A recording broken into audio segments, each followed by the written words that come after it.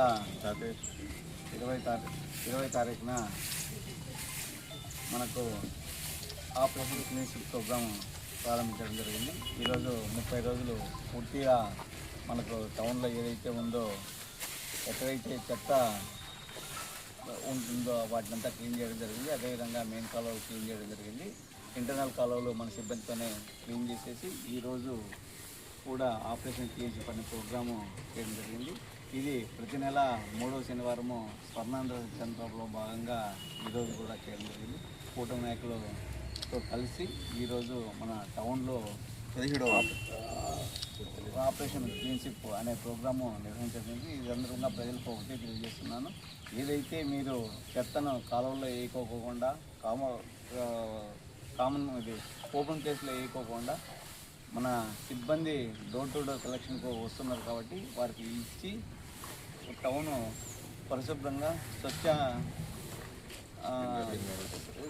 జంగారెడ్డి ఉండే విధంగా ప్రజలందరూ సహాయ సహకారాలు అందించాల్సిందని సందర్భంగా తెలియజేస్తున్నారు.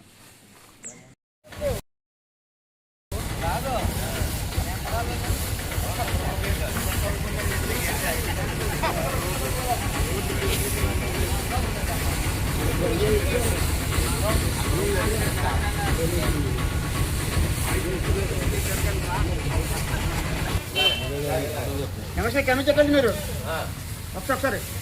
నమస్తే గారు, కెమెరా చెప్పలేదు. నమస్తే గారు, కెమెరా చెప్పలేదు. ఓకే.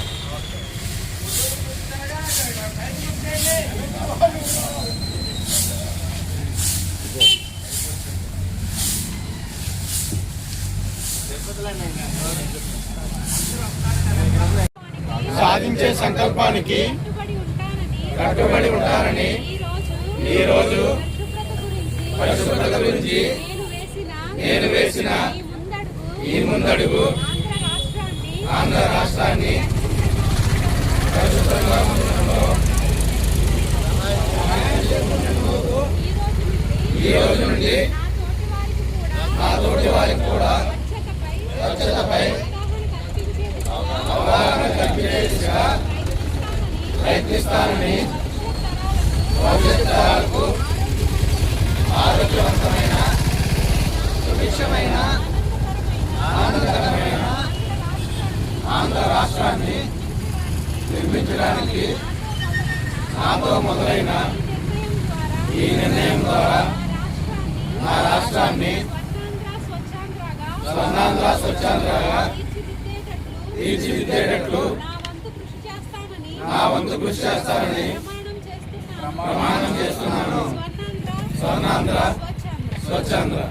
ఏదైతే అభివృద్ధి అనే పదంలో ముందుకెళ్తూ దాంతోపాటు ప్రజల ఆరోగ్యం కూడా ప్రాథమిక కర్తవ్యంగా భావించి ఏదైతే స్వచ్ఛ ఆంధ్రప్రదేశ్ని ఒక కార్యక్రమాన్ని కింది స్థాయిలో తీసుకెళ్లాలనే లక్ష్యంతో స్థానికంగా ఉన్న నాయకులు అలాగే సిబ్బంది వీళ్ళందరినీ కూడా మోటివేట్ చేయడం కోసం ఈ కార్యక్రమాలని అమలు చేయడం జరుగుతుంది.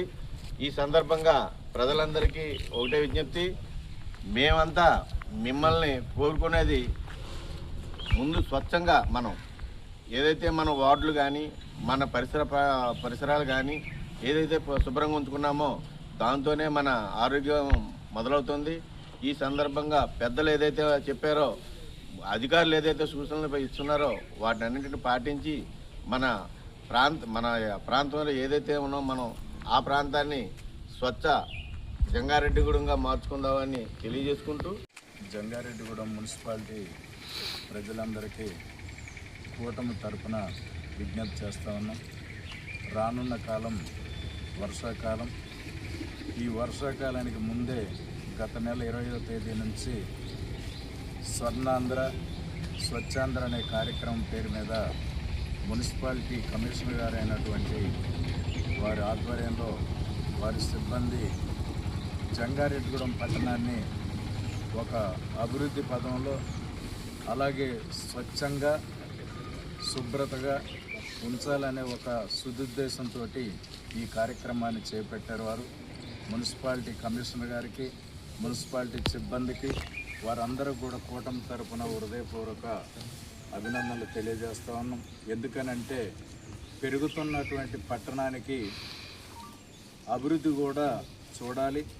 అలాగే ఇతరులు వచ్చి చూసినప్పుడు జంగారెడ్డిగూడెం మున్సిపాలిటీ చాలా శుభ్రంగా ఉన్నది, అలా ఉండాలి ఏ పట్టణం అనేటటువంటి ఆలోచన విధానాన్ని ఇక్కడ చూసిన సూపర్లందరూ కూడా మనం ఆ రకంగా కలిగించాలి.